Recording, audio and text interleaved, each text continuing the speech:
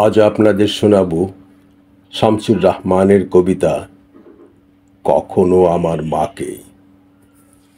আবৃত্তি করছি নাসির আহমেদ কাবুল।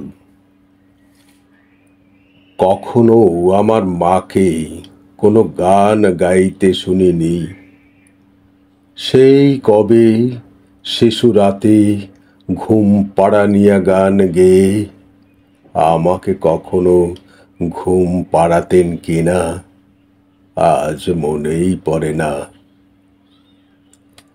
যখন শরীরে তার বসন্তের সম্ভার আসেনি, যখন ছিলেন তিনি ঝড়ে আম কুড়িয়ে বেড়ানো বয়সের কাছাকাছি, হয়তো তখনও কোনো গান লতিয়ে ওঠেনি মিড়ে মিড়ে দুপুরে সন্ধ্যায়, পাছে গুরুজনদের কানে যায় এবং স্বামীর সংসারে এসেও মা আমার সারাক্ষণ ছিলেন নিশ্চুপ, বড় বেশি নেপথ্যচারিণী।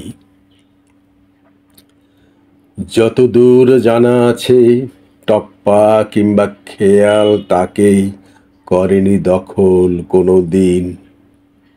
মাছ কোটা কিংবা হলুদ বাটার ফাঁকে অথবা বিকেল বেলা নিকিয়ে উঠোন ধুয়ে মুছে বাসন কোসন সেলাইয়ের কলে ঝুঁকে আলনায় ঝুলিয়ে কাপড় ছেঁড়া শার্ট রিপু কর্মে মেতে আমাকে খেলার মাঠে পাঠিয়ে দিয়ে আদরে অবসরে চুল বাঁধবার ছলে কোনো গান গেয়েছেন কিনা। এত কাল কাছাকাছি আছি তবু জানতে পারিনি,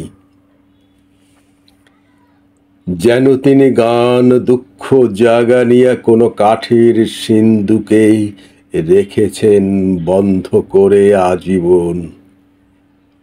এখন তাদের গ্রন্থিল শরীর থেকে কালে ভদ্রে সুর নয়, শুধু ন্যাপথলিনের তীব্র ঘ্রাণ ভেসে আসে।